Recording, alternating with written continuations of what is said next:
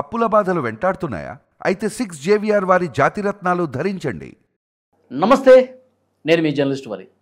ప్రస్తుతం స్టూడియోలో ఉన్నారు ప్రముఖ రాజకీయ సామాజిక విశ్లేషకులు కొత్త రవీంద్రబాబు గారు. వారితో మాట్లాడదాం. రవీంద్రబాబు గారు నమస్కారం సార్. నమస్తే ఓలి. రవీంద్రబాబు గారు, చీలి సింగయ్య భార్య లూత్ మేరీ జగన్మోహన్ రెడ్డి గారిని కలిశారు. యాక్చువల్గా జగన్మోహన్ రెడ్డి గారు చీలి సింగయ్య మృతి కేసుకు సంబంధించి ఏటుగా ఉన్న వ్యక్తి. ఆయన బాధిత కుటుంబాన్ని ఇంటికి పిలిపించుకోవటం, పరామర్శించటం, ఆ తర్వాత బయటకు వచ్చి మాట మార్చేసిన పరిస్థితి. అంబులెన్స్లోనే ఏదో చేశారు, ఆ అనుమానం నాకుంది. 10-15 రోజుల పాటు ఏమనకుండా జగన్మోహన్ రెడ్డి గారిని కలిసిన వెంటనే అంబులెన్స్లో వీళ్ళు ఏదో చేశారు, లోకేష్ గారు ఆ మనుషులను పంపించాడు, ఒక 50 మందిని, వాళ్ళు బలవంత పెట్టారు, నేను కేసు పెట్టాను, ఇవన్నీ మాట్లాడిన పరిస్థితుంది. సరే, అది పొలిటికల్గా చాలా మాట్లాడేవాళ్ళు మాట్లాడుతూనే ఉన్నారు. కేసులో ఉన్న వ్యక్తి ఇట్లా పిలిపించుకునే పరామర్శ చేయటం అనేది అది కేసును ప్రభావితం చేసే అంశం కాదా? ఎట్లా చూస్తారు దీన్ని? ఇప్పుడు జగన్ రెడ్డి గారు ఎక్కడ పర్యటన చేసినా కూడా అక్కడ విధ్వంసాలు జరుగుతున్నాయి. గడిచిన కొన్ని నెలలుగా మనం చూస్తూ ఉన్నాం. రెంటపాళ్ల గ్రామ పర్యటనకి వెళ్ళే సందర్భంలో సింగయ్య అనే వ్యక్తి కారు కింద నిమ్మకాయ ఎక్కించినట్టు ఎక్కించారు. దాంతోపాటుగా జయవర్ధన్ రెడ్డి ఇంకొక అతను చావుకు కారణమయ్యారు. టీ మధు అని ఒక 22 సంవత్సరాల యువకుడికి కూడా చావుకు కారణమయ్యారు. జగన్ రెడ్డి గారి వెళ్తూ అది ఇబ్బంది పడ్డాడు. ఆయన ఫ్రెండ్కి వెహికల్ 2 వీలర్ ఇద్దామని వెళ్ళే సందర్భంలో గుండెపోటు వచ్చి కింద పడటం వల్ల ఆ దగ్గరలో ఉన్న శ్రీకృష్ణ హాస్పిటల్కి తీసుకెళ్తే వాళ్ళు 40 మినిట్స్ లోపు మీరు పెద్ద హాస్పిటల్కి తీసుకెళ్తే బతుకుతాడు అని చెప్పారు. వాళ్ళు హాస్పిటల్కి తీసుకెళ్తుంటే అంబులెన్స్లో వీళ్ళు బల ప్రదర్శన, జన ప్రదర్శన, జాతరకు వచ్చినట్టు జనాన్ని తీసుకొచ్చి రోడ్లన్నీ బ్లాక్ చేసి అంబులెన్స్కి వెళ్ళనివ్వకుండా ఆపటం వల్ల మధు అనే వ్యక్తి చావటానికి వీళ్ళు కారణమయ్యారు. ఇది పర్యటన సందర్భంగా జరిగిన సంఘటన. ఇప్పుడు మీరు ప్రస్తావించిన సబ్జెక్టుకు వచ్చినప్పుడు సింగయ్య భార్య జగన్ని ఇరికిచ్చిందా అని ఒక టాక్ నడుస్తుంది. లేదా సింగయ్య మరణం కేసులో కొత్త ట్విస్ట్ సింగయ్య భార్య ద్వారా వెలుగులోకి వస్తూ ఉన్నాయి. ఇవన్నీ అంశాలను నిష్పక్షపాతంగా అనాలిసిస్ చేసే ప్రయత్నం చేద్దాం. మీరు అన్నారు జగన్ రెడ్డి గారు సింగయ్య లేకపోతే రెంటపాళ్ల పర్యటన సందర్భంగా అక్యూజ్డ్ 2, ఈ అక్యూజ్డ్ 2 విక్టిమ్ని కలవచ్చా? ఇది లీగల్గా, లాజికల్గా, టెక్నికల్గా ఎంతవరకు కరెక్ట్ అనేది కూడా మనం మాట్లాడదాం. ఓకే, ఇప్పుడు దీనికి ఒక రిఫరెన్స్ తీసుకుంటా నేను. గతంలో అల్లు అర్జున్ గారు సినిమా థియేటర్ దగ్గరికి వెళ్ళినప్పుడు ఆయన వస్తున్నాడని త్రొక్కిసలాట జరిగినప్పుడు ఒక మహిళ చనిపోవడంతో పాటుగా ఒక బాలుడు హాస్పిటల్ పాలయ్యాడు. ఆ సందర్భంగా చాలా రోజుల వరకు ఆయన పరామర్శించలేదు. ఎందుకని పెద్దలందరూ అడిగారు, ఆయన నిందించారు. అప్పుడు ఆయన తరపు న్యాయవాదులు చెప్పింది ఏంటంటే, కేసులో ఈయన అక్యూజ్డ్గా ఉన్నారు, వాళ్ళు విట్నెస్ని ప్రభావితం అవుతుంది కాబట్టి కలవకూడదు, అందుకే కలవలేదయ్యా, మేము కలవటానికి ఇబ్బంది లేదు, లీగల్గా కలవకూడదు అని చెప్పిన విషయాలు ఇప్పటికీ నాకు గుర్తున్నాయి. ఓకే, అది రికలెక్ట్ చేసుకుందాం. మరి అదే ప్రిన్సిపల్ ఇక్కడ అప్లై అవుతుందా లేదా? అవుతుంది. నెక్స్ట్ లీగల్ యాంగిల్ కూడా మనం మాట్లాడదాం. ఒక కేసులో ఈ అక్యూజ్డ్ విక్టిమ్ని కానీ విట్నెసెస్ని కానీ కలవటం వల్ల కేసు ప్రభావితం చేసే అవకాశం ఉంటుంది, కాబట్టి కలవకూడదు అనేది చట్టం చెప్తుంది. ఒకవేళ కాదు అని కలిస్తే ఇట్ అట్రాక్ట్స్ సెక్షన్ 232 ఆఫ్ బిఎన్ఎస్లో సెక్షన్ 232 ప్రకారంగా ఇది నేరం. దీని మీద మళ్ళీ ఇప్పుడు పోలీసు వాళ్ళు న్యాయ నిపుణుల సలహా తీసుకుంటున్నారు. ఈ సెక్షన్ ప్రకారం మళ్ళీ జగన్ రెడ్డి గారి మీద కేసు నమోదయ్యే అవకాశం స్పష్టంగా ఉంది. అందుకే నేను సింగయ్య భార్య జగన్ ఇరికిచ్చిందా అని అంటున్నా. ఇంకా కొత్త ట్విస్టుల్లోకి వద్దాం. ఈమె సంఘటన జరిగిన తర్వాత 15 రోజుల తర్వాత జగన్ రెడ్డి గారి ఇంటికి వెళ్ళి పరామర్శించింది. ఈయన ఆమెను పరామర్శించారా, ఆమె జగన్ రెడ్డి గారిని పరామర్శించిందా? జనరల్గా చనిపోయిన దగ్గరికి వెళ్ళి ఈయన పరామర్శించాలని ప్రిన్సిపల్ గతంలో చెప్పేటోడు, మరి దీన్ని రివర్స్ పరామర్శ అని అంటారా తెలియదు. ఒకటి, ఈమె మీడియాతో ఎప్పుడు మాట్లాడింది? పరామర్శించిన తర్వాత మాట్లాడింది. ఆ మాట్లాడిన అంశాల్లో పాయింట్ బై పాయింట్ మాట్లాడదాం. అంబులెన్స్లోనే ఏదో జరిగింది. అంబులెన్స్లో ఏం జరుగుతుంది? అంబులెన్స్ అంటే ప్రాణం రక్షించే వెహికల్ కదా, అందులో మెడికల్ ఎక్విప్మెంట్, నర్సింగ్ స్టాఫ్ కదా ఉంటారు. ఒకటి. రెండోది, ఆమె కూడా జగన్ రెడ్డి గారి అభిమాని ఆ సంఘటన ప్రదేశంలోకి వచ్చింది చూడటానికి, భార్యాభర్తలు. మరి అంబులెన్స్లో పేషెంట్తో పాటు అటెండెంట్ ఈమె కూడా అంబులెన్స్లో ఎందుకు వెళ్ళలేదు? నంబర్ 3, అంబులెన్స్లో పోలీసు వాళ్ళు, మిగతా వైఎస్ఆర్ కాంగ్రెస్ పార్టీ కార్యకర్తలు, ఆ దగ్గరలో ఉన్నవాళ్ళు అంబులెన్స్లో వెళ్ళి ఉంటారు కదా. మరి అటువంటప్పుడు అంబులెన్స్లో లోకేష్ మనుషులు 50 మంది వచ్చి అంబులెన్స్లో ఏదో జరిగిందంటానికి అవకాశం ఎక్కడుంది? స్కోప్ ఎక్కడుంది? ఓకే, లేదు కదా. ఒకవేళ అదే జరిగిందని అనుకుందాం, సీన్ కట్ చేస్తే ఇన్సిడెంట్ జరిగిన రోజు ఈ కంప్లైంట్ ఇచ్చిన మేరీ అనే సింగయ్య భార్య ఏం చెప్పింది, ఈ సింగయ్య అనే అతను హాస్పిటల్కి తీసుకెళ్ళిన తర్వాత నాతో మాట్లాడాడు, నా పేరు చెప్పాడు, పిల్లల పేర్లు చెప్పాడు, అల్లుడు పేరు చెప్పారు, ఆయన స్పృహలోనే ఉన్నాడు, బాగానే ఉన్నాడు అని అప్పట్లో ఆమె చెప్పింది 18న ఇన్సిడెంట్ జరిగినప్పుడు. ఈరోజు ఏం చెప్తుంది, అంబులెన్స్లోనే ఏదో జరిగిందని. మరి ఈ రెండు కాంట్రాడిక్టరీ స్టేట్మెంట్స్ కదా.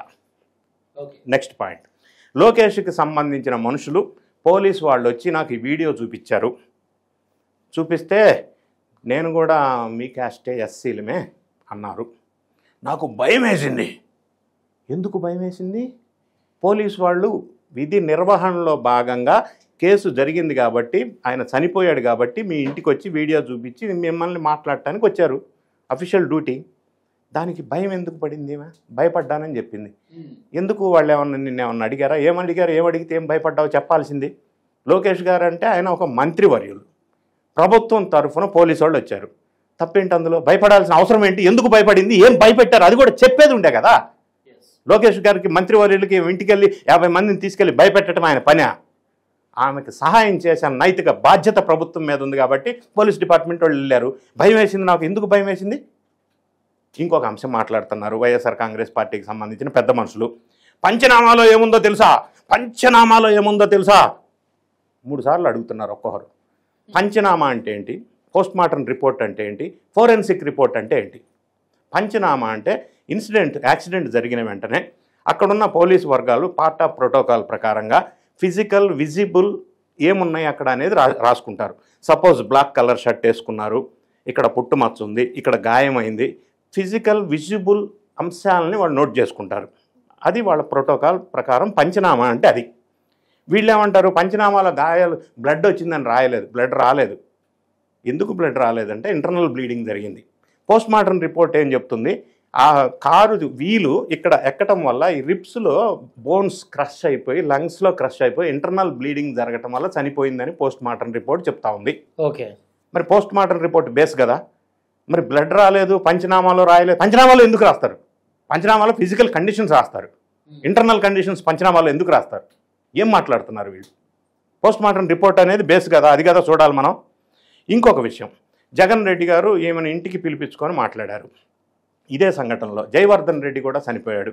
వాళ్ళని కూడా కుటుంబాన్ని రివర్స్ పరామర్శ పేరుతోటి ఇంటికి పిలిచి మాట్లాడాడు. సరే, వాళ్ళ పేరెంట్స్ కూడా ప్రెస్లో మాట్లాడారు. అదే సంఘటనలో టీ మధు అనే వ్యక్తి చనిపోయాడు. ఆయన్ని కూడా పిలిపించి ఎందుకు మాట్లాడలేదు? ఆయన కూడా చనిపోయిన వ్యక్తే కదా, ఎందుకు మాట్లాడలేదు? ఎందుకు వీళ్ళిద్దరినే మాట్లాడాడు?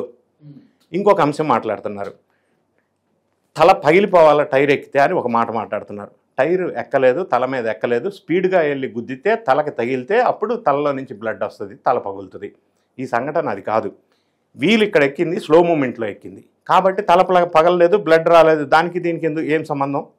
ఇంకొక అంశం మాట్లాడుతున్నారు, జగన్ రెడ్డి గారికి రిలీఫ్ వచ్చింది కోర్టులో అని.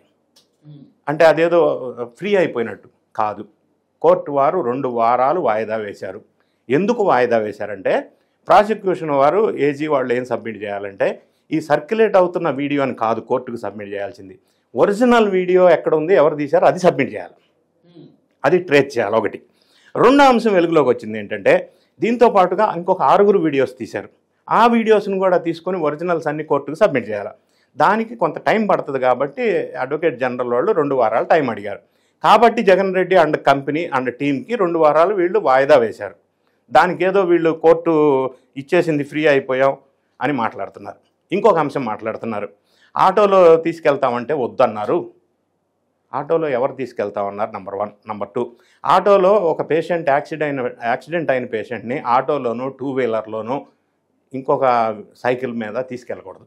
మెడికల్ ప్రోటోకాల్ ప్రకారం సేఫ్టీ ఆఫ్ ద పేషెంట్ని దృష్టిలో పెట్టుకొని మినిమం బేసిక్ మెడికల్ ఫెసిలిటీస్ ఉన్న అంబులెన్స్లోనే తీసుకెళ్లాలి. అది పోలీస్ వాళ్ళ ప్రోటోకాల్. కాబట్టే వీళ్ళు అంబులెన్స్లో తీసుకెళ్లారు. తీసుకెళ్ళినప్పుడు అంబులెన్స్లో ఎవరో ఇంకా మిగతా వాళ్ళు ఎక్కుంటారు కదా, వాళ్ళందరూ ఉన్నప్పుడు అంబులెన్స్లో ఏదో జరిగిందని చెప్పడానికి ఎక్కడ స్కోప్ ఉంది? స్కోప్ లేదు కదా. ఇదే వైఎస్ఆర్ కాంగ్రెస్ పార్టీ వాళ్ళు ఇంతకుముందు ఆ ఒరిజినల్ వీడియో రిలీజ్ అయినప్పుడు అది ఆర్టిఫిషియల్ ఇంటెలిజెన్స్ ద్వారా తీసిన వీడియో అన్నారు. మరి ఇప్పుడు తర్వాత అది ఒరిజినల్ అని ఫారెన్సిక్ రిపోర్ట్ ఇచ్చింది కదా, అంటే టైర్ కింద పడిన మాట వాస్తవమే కదా. ఇంకొక అంశం మాట్లాడుతున్నారు, జగన్ రెడ్డి గారికి సెక్షన్ 105 ఆఫ్ బిఎన్ఎస్ అప్లికబుల్ కాదు అని ఒక వాదన వినిపిస్తూ ఉంది. ఎందుకు అప్లికబుల్ కాదు అని నేను అంటాను. సెక్షన్ 105 ఏం చెప్తుంది? Culpable homicide amounting to murder, అది కదా. అందులో 2 రకాలు ఉన్నాయి.